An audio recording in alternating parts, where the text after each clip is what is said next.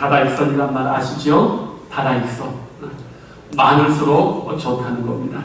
그렇죠? 많다는 것은 풍요를 의미하고 그리고 번영을 의미하고 축복을 의미하기 때문에 이 말에 대해서 의심을 가지시는 분은 없을 겁니다. 그런데 오늘 우리는 숫자가 많으면 많을수록 좋다라는 이런 우리의 상식에 반하는 성경의 말씀을 지금 읽었습니다. 지금 사사 기드온이 살고 있던 시대에 이스라엘을 침략하려고 미디안이 여러 나라와 연합을 이루어가지고 지금 정면전을 시도하려는 그 순간입니다. 나라를 잃어버릴 수 있는 겁니다. 전쟁이 왜 무섭느냐? 우리 각자의 인생의 운명이 한꺼번에 나락에 떨어지는 것이 바로 이 정면전의 전쟁입니다. 그래서 이 등불 같은 이 등불에 흔들리는 나라를 구원하려고 사사 기드온이 자체적으로 군사를 일으켰는데 그때 이 사사 기드온의 군사를 일으킬 때에 의병처럼 일으켰는데 몇 명이 모여들었냐 하면 32,000명이 자원을 했습니다. 출애굽했을 때 남자가 60만 명입니다. 겨우 32,000명만 자원을 했습니다. 이 전쟁하기는 턱없이 부족한 숫자인데 그럼 지금 적군의 숫자는 얼마냐? 8장에 보면 이 기드온이 이겨서 죽였던 이 적군의 숫자가 나옵니다. 12만 명에서 12만 5천 명이었어요. 그런데 보십시오. 12만 명의 군대 적군을 물리치려고 지금 이스라엘 군사가 몇 명이 모인 자원에서 모인 의병이 겨우 3만 2천 명, 4분의 1밖에 안 됩니다. 그런데 놀라운 것은 지금 하나님께서 기드온에게 말씀하시기를 숫자가 너무 많다는 겁니다. 아니 적군의 연합군은 12만 명이 지금 불을 켜고 달려드는데 겨우 3만 명이 몰려왔는데도 불구하고 하나님은 너무 많다. 돌려보내라. 이게 무슨 말입니까? 그래서 하나님께서 그렇게 말씀하시니까 기드온이 명령을 합니다. 혹시 여기 올 때 죽음이 두려워서 벌벌 떠는 사람이 있느냐?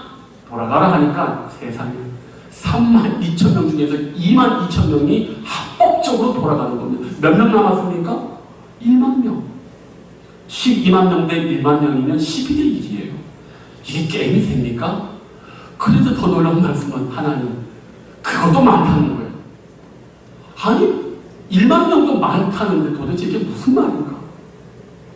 전쟁이라는 건요 일단 우리가 알다시피 수가 중요해요.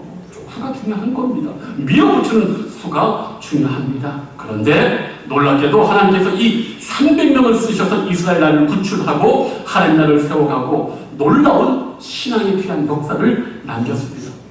그렇다면 도대체 이 300명은 어떤 사람일까? 그래서 오늘 저는 이 시간 하나님께서 여러 테스트를 통해서 마지막에 남겨놓으신 이 300명의 면면을 통해서 이들의 어떠한 점이 하나님의 테스트를 통과했고 이들의 어떠한 신앙적인 자질이 하나님의 선택을 받아서 12만 명을 이기고 지금 이 시대까지 성경을 보는 수많은 성도인 우리들에게 영감을 주는지 오늘 이 300명의 면면을 한번 살펴보려고 합니다. 자, 저는 이 기드온의 300명의 용사에 대해서 성경의 내적인 증거, 성경이 말하는 것을 먼저 힌트를 한번 얻습니다. 이 사람들이 어떠한 사람이기 때문에 3만 2천 명 중에서 마지막까지 300명까지 하나님이 테스트할 때 남을 수 있었는가? 7장 2절 말씀 우리 한번 볼까요? 여호와께서 기드온에게 이르시되 너를 따르는 백성이 너무 많은지요 내가 그들의 손에 미디안 사람을 넘겨주지 아니하리니 이는 이스라엘이 나를 거슬러 스스로 자랑하기를 내 손이 나를 구원하였다 할까 함이니라. 여기 하나님께서 염두에 두는 사람이 있습니다. 어떤 사람이요? 스스로 자랑하는 사람. 그런 가능성이 있는 사람은 몽땅 돌려보내고 하나님을 자랑하는 사람. 이 사람을 우리 하나님께서 택했다는 것을 알 수가 있습니다. 여기 보니까요. 이 자랑이란 말은 교만이란 말로 말할 수 있어요. 무슨 말입니까? 3만 2천 명의 숫자로 전쟁터에 승리를 거두게 됐을 때 이 사람들이 얼마나 스스로를 자랑할 겁니까? 봐라. 12만 명을 우리가 이겼다. 우리가 해냈다. 얼마나 기고만장했을까요? 그런데 하나님께서 그러하지 않을 사람, 적은 숫자로도 하나님의 도우심으로 적극적인 승리를 이겼을 때도 이것이 나의 자랑이 아니라 하나님이 하셨다고 말할 수 있는 그러한 겸손하고 겸비된 자를 일부러 뽑았다는 것을 우리가 미루어 짐작할 수가 있는 것입니다. 우리가 성경에 보면요, 하나님이 제일 싫어하는 게 있어요. 뭘 싫어하냐면은 하나님이 절대로 보지 못하는 게 하나 있는데 바로 그게 뭐냐?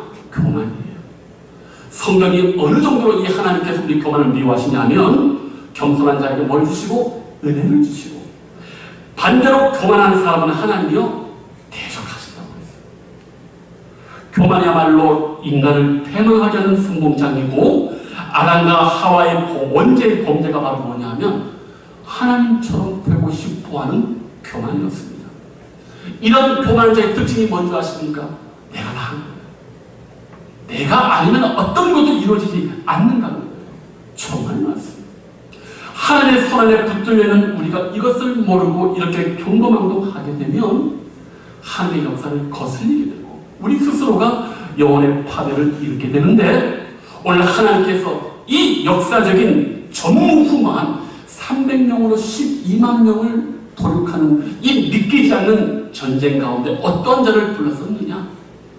하나님께서 어떤 역사 가운데서도 자기를 자랑하지 않고 오직 하나님께서만 하셨습니다 라고 고백할 수 있는 그 사람을 지금 들어서 이 위대한 전쟁의 승리를 가져오게 하셨다는 사실입니다. 우리가 지금 출애굽기를 계속 보고 있지 않습니까? 하나님께서 이 광야 40년 동안에 너희로 이 광야의 길을 걷게 하신 것을 기억해라. 너를 뭐 하시며? 낮추시며, 너를 낮추시며, 너를 겸손케 하고 하나님을 떠나서는 살 수 없음을 인정케 하려고 그렇게 하셨다고 얘기했어요.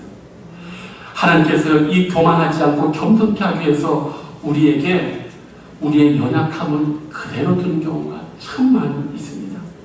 우리가 기도하는 사람이고 하나님의 도움을 의지하고 날마다 열심히 살아감에도 불구하고 하나님께서 우리 각각의 사람에게는요 연약함을 그대로 남겨주시는 경우가 참 많이 있습니다. 왜요? 그 연약함, 그 부족함의 여지를 그대로 채워두시지 않고 남겨둠으로 말미암아 우리가 교만치 않고 하나님 붙들라고 일부러 하나님께서 결코 그 우리의 연약함, 부족함을 채우시지 않는 경우가 참 많이 있습니다. 저는 그 대표적인 사례, 우리가 잘 알 수 있는 사도 바울 한번 이 겸손과 관련해서 한번 우리가 배워볼 필요가 있어요. 이 바울은 기도하는 사람들이 치료를 받고 들어가는 도시들마다 복음의 충격 속에서 사람들이 바뀌는 놀라운 사건들이 너무너무나 많이 있었습니다. 그런데 정작 바울이 해결하지 못한 것이 있습니다. 뭔지 아십니까? 다른 사람의 병은 고침에도 불구하고 자기 육체의 질병, 자기 육체의 가시라고 하는 이 질병을 고칠 수가 없었습니다. 그가 왜 가시라고 합니까? 가시 찔려봤습니까? 콕콕 찔리는 게요 얼마나 괴로운지 모릅니다. 계속 찌르고 있는 그 가시, 그를 계속 괴롭히고 아프게 하고 고통스럽게 만들어서 이 기도에 바울이 몇 번이나 하나님 앞에 나아가냐 하면 3번이나 하나님 앞에 진검승부의 기도를 합니다. 하나님, 이 육체의 가시를 제거해 주십시오. 그런데 이 사도 바울의 질병은 육체의 가시뿐만 아니라 그의 목회 사역을 방해하는 영적인 가시의 모습도 동시에 같이 했습니다. 무슨 말이냐면 이때 고린도 교인들이 특히 바울을 비난하고 바울을 반대할 때 뭘로 이야기를 했냐면 이 사람 좀 이상하다는 거예요. 고린도 교인들이 생각하는 최고의 이상적인 목회자상은 모세와 사실은 베드로였어요. 이 두 사람의 특징이 뭔지 아십니까? 건장해요. 성경의 병을 알아듣는 기사가 없어요. 그런데 이 두 건장한 차고 활력이 넘치는 하나님의 종들과는 달리 기록을 이렇게 보면 바울과 테크라인 전에 유일하게 사도 바울 외모를 이렇게 기록한 걸 보면 바울이 별 볼 일이 없었어요. 키가 작은 단신의 사람이었고 대머리였고 거기에다가 말이 시원치 않았고 거기에다가 모든 사람들은 눈에 보는 질병의 연약함과 괴로움을 그 얼굴과 몸속에 드러난다는 거예요. 고린도 교인들은 어떻게 이런 사람이 하나님의 사람이냐라고 언제나 질문했고, 바울을 반대하는 사람은 생각해봐라. 하나님이 함께하는 사람이 어떻게 저런 질병을 가지고 살 수 있냐? 모세를 봐라, 베드로를 봐라, 12사도를 봐라. 어디 저런 사람이 있냐? 얼마나 합법적으로 반응을 하는지 몰랐습니다. 사도 바울이 바로 이것 때문에 육체의 고통뿐만이 아니라 목회적인 반대와 괴로움 때문에도 하나님 앞에 간절히 기도했습니다. 그런데 하나님께서 그에게 무슨 깨달음을 주었느냐? 내가 너를 너무 자고하지 않게 하려고, 내가 너에게 큰 은혜를 베풀었고 너가 다른 사도들보다 더 많이 배우고 더 뛰어난 가문, 냉철한 지성과 삼층절을 갔다 올 정도로 신앙에 놀라운 그 비밀이 많이 있는데, 너에게 그 육체의 가시가 없다고 한다면 혹시라도 너가 스스로 교만해서 너가 죄에 빠질 수 있기 때문에 내가 일부러 너를 위해서 그 육체의 가시를 지금까지 남겨놓는다라는 그런 깨달음을 사도 바울이 하였던 것입니다. 오늘 이 300명에게서 보여지는 모습이 바로 그런 모습입니다. 어떠한 하나님의 위대한 역사를 경험해도 그것은 하나님의 것으로 높이되 자기를 절대 높이지 않는, 자랑하지 않는 그러한 사람을 1만 명 가운데서도 비록 300명으로 이렇게 남겨놨다는 사실을 기억할 필요가 있습니다. 오늘날에도 하나님의 교회는 수많은 사람들이 하나님의 일을 하겠다고, 주님께 영광을 올려드리겠다고 다들 큰 마음을 먹고 있습니다. 그런데 가장 중요한 것이 있습니다. 스스로 자랑하지 않고 하나님께서만 하실 때만 이것이 가능하기 때문에 나는 아무것도 아니고 오직 하나님 손에 붙들림 받은 그것이 가장 중요하다. 혹시라도 나에게 영광이 돌려질 때라도 스스로 자랑하지 않고 하나님의 은혜라고 겸비하고 겸손하게 고백할 수 있는 이 사람들이 오늘날에도 기도의 300명처럼 하나님의 그릇을 뜨겁게 일으키고 위대한 기도의 부흥의 역사의 주인공이 된다는 사실을 기억하시면서 우리 다시금 이 300명 용사처럼 스스로 겸비하고 겸손한 그러한 신앙의 사람이 되시길 주님의 이름으로 축복합니다. 두 번째로 발견하는 이 기도의 용사의 특징은 이제 하나님께서 이들을 특별히 선별하는 모습에서 한번 찾아볼 수 있습니다. 자, 오늘 하나님께서 1만 명이 남았는데 최종적으로 이 300명을 추려내시는 방법이 독특합니다. 기도원에게 명령합니다. 하나님, 도대체 이 사람들 가운데서 어떻게 적은 수로 남기죠? 하니까 하나님이 저 시냇가로 다 데려가라 하는 거예요. 그리고 물을 먹이라는 거예요. 그런데 참 놀랍게도 성경을 보니까 이 1만 명이 딱 두 부류의 사람으로 딱 나눠지는 거예요. 9,700명은 어떻게 물을 마시냐? 무릎을 꿇고 물을 마시고요. 300명은 어떻게 물을 먹느냐? 혀로 물을 핥아 먹었다, 이렇게 나와 있습니다. 선택받은 300명은 독특하게 개와 같이 손을 이렇게 하고 혀로 핥아 먹고, 나머지 9,700명은 무릎을 꿇고 물을 마셨다라고 그렇게 돼 있어요. 제가 이 말씀을 준비하고 연구하고 묵상하면서 이 기록을, 이 말씀을 하나님의 지금 시대의 설교자들과 이 성경학자들이 어떻게 지금 이걸 말하느냐라고 제가 이렇게 한번 봤어요.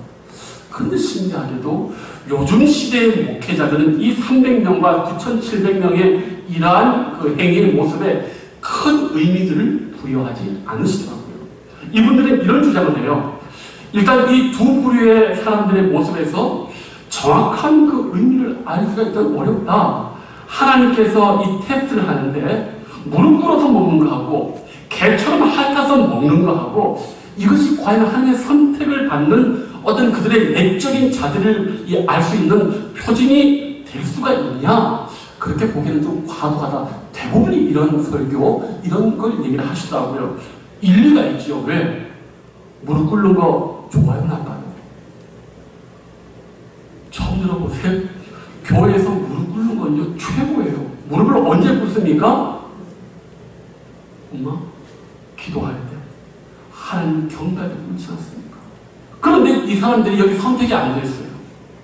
자, 그래서 말하기를 이분들은 이 말씀을 이렇게 얘기합니다. 지금 이 말씀의 강조점은 전쟁에 나가는 군사의 수를 획기적으로 줄이는 데 있다. 그런데 이 테스트를 해보니까 마침 9,700명과 300명이 나누어져 있는데 여기에 과도한 의미를 부여하지 말자. 그저 작은 수가 이렇게 모여있는 거기에서 끝나는 것이다 라고 이렇게 말을 하는 걸 볼 수 있었어요. 근데 저는 조금 생각이 좀 달라요. 왜? 일단 여기 보면 이 두 군의 군사를 서로 비교할 때 아주 세밀하게 이렇게 얘기를 합니다. 5절 말씀 볼까요? 기도원에게 이르실 때 누구든지 개가 핥는 것 같이 혀로 물을 핥은 자들을 따로 세우고 또 누구든지 무릎을 꿇고 마시는 자들이라고 얘기를 합니다.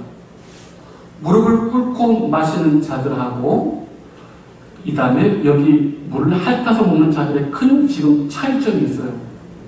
핥아 먹는 사람들은 무릎을 꿇었습니까? 안 꿇었습니까? 꿇지 않아요. 서서 먹는 거예요. 아시겠습니까? 무릎을 꿇는 사람은 앉아서 물을 먹는데 나머지 300명은 혀로 물을 할 때 무릎을 꿇는 것이 아니라 물을 떠서 선 채로 입만 적시는 거예요. 또 하나 우리가 여기 보니까 개가 핥는 것 같이 먹는다라고 얘기했어요. 여기 개를 키워보시는 분은 아시겠지만요, 애완견이요, 주인이 사랑해도 옆으로 들어넣어서 물을 마시지 않습니다. 우리 집 개도요, 야, 이놈 순놈인데 물을 먹을 때 얼마나 힘차게 먹을지 몰라요. 그런데 물 먹을 때 있지 않습니까? 아주 내 발로 당당하게 물을 먹어요. 편안하게 먹지 않습니다. 뭐 개껌을 줘도요, 처음에는 딱 당당하게 받아먹습니다. 제가 왜 지금 이 말을 합니까? 지금 무슨 상황이에요? 정치 상황이에요. 지금 전쟁터에 소집되고 긴장이 가장 고조되어 있는 지점이에요. 12만 5천 명이 바글바글 눈앞에 있는 상황이고 지금 이스라엘의 명운이 걸리는 한판 승부가 바로 눈앞에 있는데 이때 전쟁이 지금 끝나는 거예요. 그런데 보십시오. 이 긴박한 상황 속에서 이 300명이 왜 서서 물을 마실까? 거룩한 부담감과 긴장감을 가지고 있기 때문에 입만 적실 뿐이에요. 언제 침략할 줄 모르는 이방 대적들에 대해서 언제라도 자기 한 몸을 불태우려고 반드시 서서 꼿꼿이 서서 하나님의 도우심을 바라고 기도원 사사의 명령을 지금 비장한 각오와 긴장감으로 긴장 풀지 않고 서 있는 사람들입니다. 이런 이들의 모습이 바로 여기에서 하나님이 선택받은 특징이에요. 여기 저는 특별히 이 물을 핥아먹는 개라는 표현도 저는 좀 주의해서 보는 편이에요. 왜? 짐승들 대부분이요, 다 물을 핥아먹어요. 우리처럼 컵에 물을 부어가지고 먹지 않아요. 그런데 왜 하필 개라는 표현을 썼을까요? 이는 개라는 동물의 특징이 있기 때문입니다. 개를 이야기할 때 정확하게 한 단어로 개의 특성이 뭔지 아십니까? 충성스러움의 대표가 개인 겁니다. 즉, 이 사람들은 주인에 대한, 개가 주인에게 충성하듯이 하나님에 대한, 나라와 민족에 대한 충성과 거룩한 전쟁에 임하는 준비된 사람인 것을 우리가 볼 수가 있는 겁니다. 이 300명의 용사는 이 국난 앞에서 오직 하나님만 주목하고 하나님께만 헌신하고 그 하나님의 명령 앞에 미리 한순간도 허트러짐 없이 준비된 사람이기 때문에 오늘 하나님께서 이 사람 300명을 특별히 선택했다는 것을 알 수가 있는 겁니다. 우리가요, 잠시 인생의 축복과 평안해지면 그냥 쉽게 자리에서 들어눕고 쉽게 우리의 긴장의 끈을 풀어버릴 때가 너무나 많이 있습니다. 그런데 이 300명 보십시오. 한순간도 흐트러짐이 없이 물을 마시는데도 서서 물을 먹는 거예요. 왜 이렇게 할까? 일촉즉발의 상황에서 어떤 일이 벌어질지 모르니까 계속 주위를 이렇게 바라보고 있는 거예요. 그들의 충성스러움과 헌신과 신실함과 준비됨을 우리 하나님이 보고 있는 겁니다. 이 사람들의 특징은 한마디로 말하면 준비되어 있는 자들, 하나님에 대한 충성스러움으로 늘 깨어있는 자들이라고 말할 수 있습니다. 우리가 왜 기도합니까? 깨어있기 때문에 기도하는 겁니다. 기도하지 않는 순간 우리 영혼이 잠이 들게 마련이에요. 근데 이 사람들의 모습은 바로 정확하게 그 그러한 모습이었어요. 저는 이 300명에 대해서도 큰 은혜를 받는 게 있습니다. 왜요? 이 사람들이 이 작은 물 먹는 일에 있어서도 한결같음을 유지하고 있어요. 물 먹는 게 뭐가 그렇게 대단한 거 말할 수 있겠지만 그렇지 않습니다. 일상에 이 평화롭고 아무것도 아닌 그 삶의 태도를 봐도 그 사람의 진면목을 알 수가 있어요. 이 사람들은 전쟁 상황에 9,700명은 물 먹으라고 했으니까 그래 한숨 쉬자. 얼마나 긴장이 됐겠어요. 지금 모두가 지금 죽을 똥 살길 하고 있는데 물 마시라고 하니까 왜? 물을 마시면 사람이 안정이 되잖아요. 긴장이 풀어지잖아요. 그래.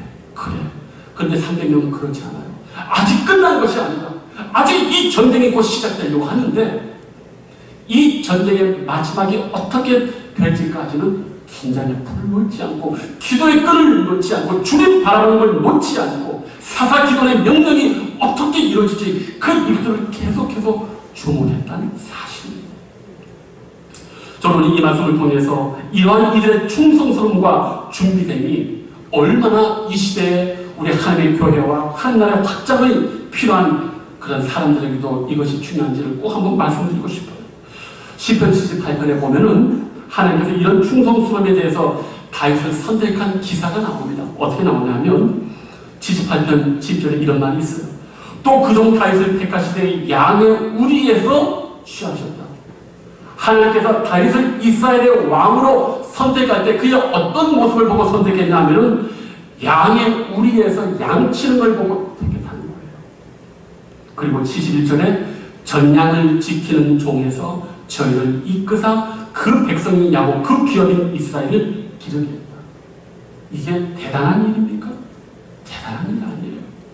그 집에 양을 지키고 그 전양을 이렇게 지키는 그 작은 성실하고 준비되고 신실한 모습에서 우리 하나님이 이스라엘 전체를 맡기셨다. 이게 얼마나 놀랍습니까? 우리가 착각하는 게 있어요. 어떤 위대한 일을 멋들어지게 하면 하나님께서 큰일 맡기실 것 같아서 천만의 말씀. 뭐라고요?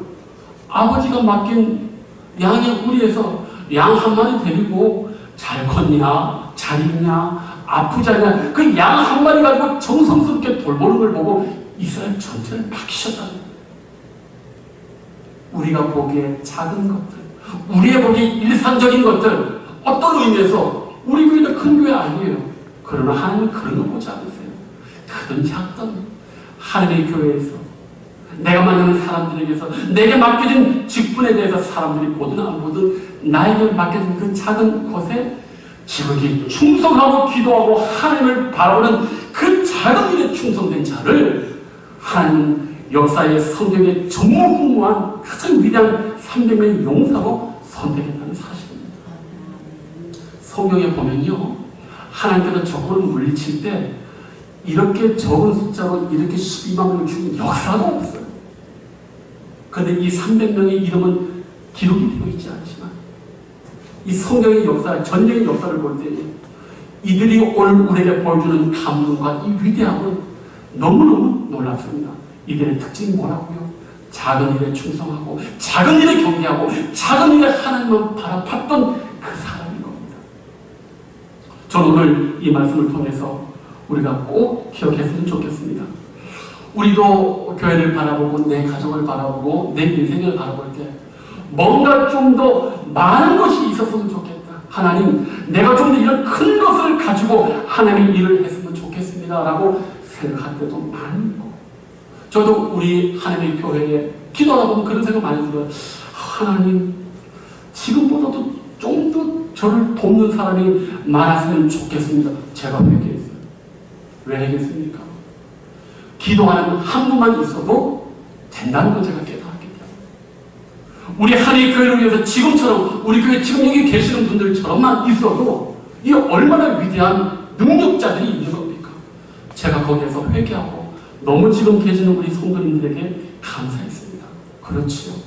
한 사람만 있어도 이 위대한 역사가 있는데 지금 이렇게 좋은 분들이 많이 계신데 이분들이 하나님 앞에 충성하고 겸손히 준비되어서 하나님 앞에 기도한다면 이러한 우리의 모습을 통해서 하나님이 얼마나 위대한 역사를 이룰까 제가 믿음이 없는 걸 제가 발견했습니다. 오늘 저는 또 새벽마다 기도하는 성도님들을 바라볼 때마다 얼마나 감사한지 몰라요. 제가 자주 그분들 위해서 기도해달라고 하지 않습니까? 작년에 부임해서 1년 동안 기도하는데 1명, 2명, 3분하고 1년간 기도하는데 그때 제가 기도했던 게 그겁니다. 하나님께서 하셔야 됩니다. 하나님께서 친히 나 앞서서 행하셔야 됩니다 했는데 그 기도 응답대로 새벽에 적게는 6명, 많게는 10명이 나와서 기도하는데 그렇지 얼마나 감사한지 몰라요. 우리 교회는 비전이 있습니다. 왜 비전이 있냐고요? 그렇게 기도하고 지금처럼 예배하는 분들이 있기 때문에 이분들을 통해서 우리 성도님들을 통해서 이런 소수의 하나님 앞에 성실하고 신실한 우리 성도님들을 통해서 하나님 위대한 우리 교회의 아름다운 비전을 분명히 이루어갈 줄로 믿습니다. 가진 것이 없다고 쫄지 마세요. 그저 이 현실 속에서 충실하게 다윗이 자기 아버지가 맡겨둔 양 한 마리 가지고 열심히 쓰다듬고 열심히 기른 그 모습을 가지고 하나님께서 그에게 모든 것을 맡겨주었듯이 우리 사랑하는 희락교회 나에게 맡겨진 가정, 나에게 맡겨진 직분 이 한 가지에 충실하게 성실하게 임하고 주님만 바라보고 겸손히 임한다면 우리 하나님 우리를 통해서 우리 교회를 통해서 놀라운 믿음의 역사 이 300명 용사처럼 할 줄로 믿습니다. 더욱더 겸손하고 주님만 바라볼 수 있는 우리 귀한 우리 희락의 성도 되시길 주님의 이름으로 축복합니다. 기도하겠습니다. 아버지 하나님, 오늘 우리는 기도원의 300용사를 바라봅니다.